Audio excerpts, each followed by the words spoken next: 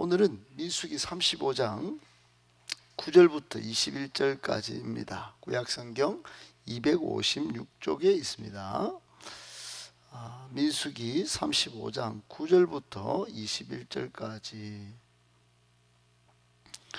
한 절씩 교독하시겠습니다. 여호와께서 또 모세에게 말씀하여 이르시되, 이스라엘 자손에게 말하여 그들에게 이르라. 너희가 요단강을 건너 땅에 너희를 위하여 성읍을 도피성으로 정하여 부지 중에 살인한 자가 거리로 피하게 하라.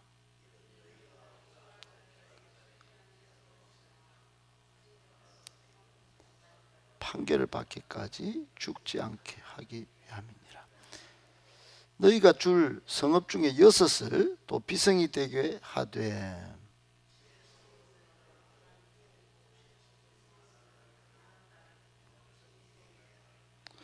이 6성읍은 이스라엘 자손과 타국인과 이스라엘 중에 거류하는 자의 도피성이 되리니 부지 중에 살인한 모든 자가 거리로 도피할 수 있으리라. 그는 살인자니 반드시 죽일 것이요, 만일 사람을 죽일 만한 돌을 손에 들고 사람을 쳐 죽이면 이는 살인한 자니 그 살인한 자는 반드시 죽일 것이요, 나무 연장을 사람을 쳐 죽이면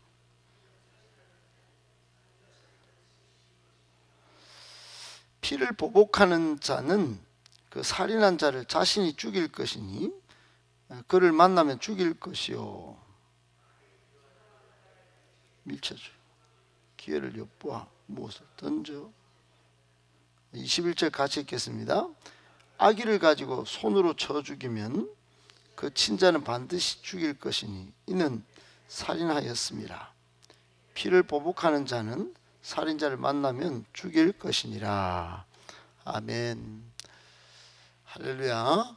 네, 반갑습니다. 오늘 주신 말씀 가지고 3가지 교훈을 받도록 하겠습니다. 첫 번째, 하나님은 피해 보복을 원하지 않으십니다.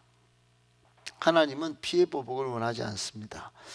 여러분, 오늘 35장 전체는 도피성 제도에 관한 그런 말씀이 쭉 소개가 되고 있습니다. 하나님께서 도피성을 만든 목적, 요단 동편의 세계, 요단 서편의 세계, 단순한 살인자를 구제하기 위함이 아닙니다. 오늘 밑에 16절부터도 나오지만은 단순 살인자 의도를, 악의를 가지고 살인한 사람을 구제하려고 그러지는 않습니다. 당시에 관습이 계속 피해 보복을 부르는 그런 거였기 때문에 고대 관습을 뛰어넘는 하나님의 법, 사랑의 법을 제시하여 당시 관습을 끊어내려는 목적이 궁극적으로 있습니다. 당시 일반적인 관습은 살해된 가장 가까운 사람이 살인자를 처단하도록 했습니다. 그렇게 원수를 갚도록 하는 그게 일반적인 관습이었습니다. 여러분, 이렇게 되면 피해 악순환, 피해 보복이 계속되겠죠. 개인도 이제 그렇게 하면 가정으로 이어지고, 가정은 또 가문으로 피해 보복을 부르고, 가문은 공동체의 비극으로, 또 공동체는 민족의 비극으로 이게 확산될 충분한 그런 이유가 있었습니다. 그러나 하나님은 어떻습니까? 하나님은 고의가 아닌 실수로 살인한 사람은 도피성으로 도피하겠습니다. 우리 어제 살펴본 대로 그렇게 하면 생명 보존의 기회를 제공받죠. 하나님은 인간의 생명을 굉장히 귀히 여기십니다. 그런데 오늘 2차적인 목적 발견합니다. 무분별한 복수를 차단하기 위한 것이죠. 무분별한 복수극이 개인과 가정, 가문, 공동체와 민족으로 이어지는 이 이 처절한 복수극을 차단하기 위해서입니다. 결국 이스라엘 전체를 보존하는 차원으로 하나님의 뜻은 거기에 있었죠. 여러분 창세기 34장에 보면 원래 레위 지파 시몬 지파가 세겜 족속을 완전히 절단내려고 보복 살인하려고 했습니다. 우리 자매를 세겜이 건드려서 그 피해 복수를 하려고 그렇게 할 때 하나님은 야곱을 통하여 그 부분을 지적을 했지요. 그렇게 39장에 야곱의 예언으로 레위는 흩어짐을 예언받습니다. 저주를 받은 것이죠. 그런데 출애굽기 32장에 레위가 우상 숭배 후에 하나님 편에 딱 붙으므로 하나님의 뜻에 순종함으로 저주가 축복으로 바뀝니다. 이렇게 해서 도피성 제도가 이제 레위 지파에게 총 48개 전국에 중에 6개를 지정해서 피해 보복을 중단하게 하는 그런 도피성 제도가 생기게 되는데, 이 레위 지파가 아주 피해 보복을 하려고 했던 지파였기 때문에 오늘 이런 제도를 레위가 받은 성읍 중에 이 피해 보복을 막는 도피성 제도가 이게 하나님의 명령으로 세워졌다 하는 것은 피해 보복을 중단하려는 하나님의 강력한 메시지로 받아들여졌을 것입니다. 레위 지파가 피해 보복을 하려고 했다.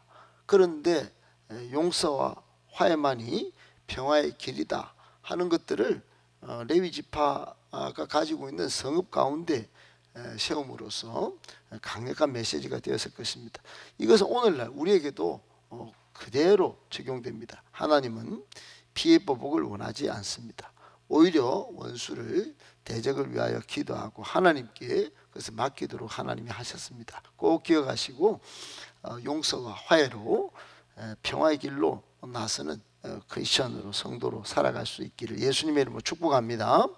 아멘. 두 번째, 사탄의 속삭임, 구원이 아니라 세상입니다. 사탄의 속삭임, 구원이 아니라 세상입니다. 여러분, 사탄은 속이는 명수죠. 속임의 대가입니다. 계속 거짓말로 속입니다. 요한복음 10장 10절에 도둑이 오는 것은 도둑질하고 죽이고 멸망시키려는 것뿐이다 그랬죠. 영혼 도둑놈이 사탄입니다. 여러분, 오늘 11절에 보세요. 도피성의 취지와 맥락, 그 핵심의 대상이 누구냐? 하나님은 너희를 위하여 그랬습니다. 너희를 위하여 성읍을 도피성으로 정하라 그랬습니다. 1차 대상은 실수로 살인한 사람이지만 궁극적으로는 이스라엘 백성 누구나 부지 중에 살인자가 될 가능성이 있다는 것입니다. 제가 장애인에 대한 오해를 바꾼 시각 조정이 일어났던 때가 있는데, 제가 장애인을 섬기다가 장애우들이 우리 교회에 와서 특송을 하다가 그 첫 마디가 우리는 다 예비 장애인입니다. 언제 다칠지 모르고 언제 사고 날지 모릅니다. 우리 장애우들을 병신으로 보지 말아 주십시오. 이렇게 이야기하고 하는 겁니다. 얼마나 충격을 받았는지 몰라요. 우리가 장애우들을 이상한 눈으로 보는 그런 습관이 있는데, 우리가 예비 장애인인 줄 그때 제가 알았습니다. 그 뒤로부터는 장애우들을 그렇게 제가 대우하지 않습니다. 내가 예비 장애인이다. 나도 장애를 한 개 갖고 있다. 그랬습니다. 여러분, 도피성을 그렇게 보는 겁니다. 이스라엘 백성 누구나 부지 중에 살인을 할 수 있는 가능성, 그렇습니다. 모든 인간은 죄질 가능성이 있죠. 그래서 하나님께서 이런 연약한, 정말 에덴 동산에서 아담이 범죄한 후에 인간은 마치 오골개처럼 피할 수 없는 숙명 같은 그런 존재입니다. 그런데 사탄은 그런 우리 인간을 유혹해서 세상에 빠져서 살게 합니다. 누가복음 21장 34절에 보면 하나님께서 예수님께서 마지막에 조심하라고 말합니다. 조심하라. 방탕에 빠지고 술 취하고 세상 염려에 빠지게 만든다. 그렇게 되면 덫에 걸린 것 같이 한순간에 종말을 맞이할 것이다. 그렇게 말씀합니다. 그런데 사탄은 완전히 다르다. 이렇게 방탕에 빠지고 술 취하고 세상 염려에 빠지고 그렇게 속이는 것입니다. 거기 가도 안 죽는다. 심판 안 받는다. 여러분, 세상에 빠지게 만드는 것이 이 사탄인데, 하나님은 우리를 위하여 부지 중에 이 세상 속에 살다가 살인해도 구원하시려고 그 도피성 제도를 만드셨다. 여러분, 하나님의 그 피난처를 만드신 하나님의 그 뜻을 명확히 깨닫고 하나님께로 돌아서야지 세상 속에 머물다간 큰일 납니다. 하나님의 구원을 늘 기뻐하시고 그 속에서 감사할 수 있는 저와 여러분 되실 수 있기를 예수님의 이름으로 축복합니다. 아멘. 마지막 세 번째, 인간은 누구나 최종 심판대 앞에 서게 됩니다. 인간은 누구나 최종 심판, 하나님 심판대 앞에 서게 됩니다. 여러분, 12절에 보면 고대 보복 처형이 정당한 그때에, 그러나 하나님께서 피해 보복을 금지하도록 도피성 제도를 만들었는데, 그러나 여러분, 무조건 이렇게 만든 게 아니고 거기에 보면 어떻게 하십니까? 판결을 받기까지 죽지 않게 하기 위하여, 그렇게 되어 있습니다. 판결을 받기까지. 누구나 도피는 가능합니다. 누구나 도피는 일단 가능한데, 그러나 반드시 실수냐 고의냐 여부를 심리하고 판결하는 절차를 거치게 했던 것입니다. 그래서 생명 보존할 건지 처형할 건지 그 두 개를 남겨놨습니다. 이 사람은 생명을 살리자, 아니면 이 사람은 아니다, 이 완전 고의다, 이런 것들을 심리하여 판결받도록 했습니다. 누구나 도피할 수 있었지만 누구나 사는 것은 아니었죠. 여러분, 하나님은 어떻습니까? 지금은 우리가 이 세상에 그냥 이렇게 뭐 이리 살든지 저리 살든지 그냥 두십니다. 우리가 다 어떻게 뭐 사람한테 드러난 죄, 드러나지 않은 죄 다 있습니다. 그러나 마지막에는 반드시 하나님 앞에 그 심판대 앞에 서게 하십니다. 그러므로 여러분, 16절 이하에도 나오지만 마음의 동기가 참 중요합니다. 마음에 악한 동기로 철을 갖든지 연장을 가지고 딱 죽이려고 딱 있다가 죽이면 이건 살인한 의도로 가지고 있었던 겁니다. 악의로 그렇게 한 거죠. 이런 사람은 반드시 처형하도록 하나님이 하셨습니다.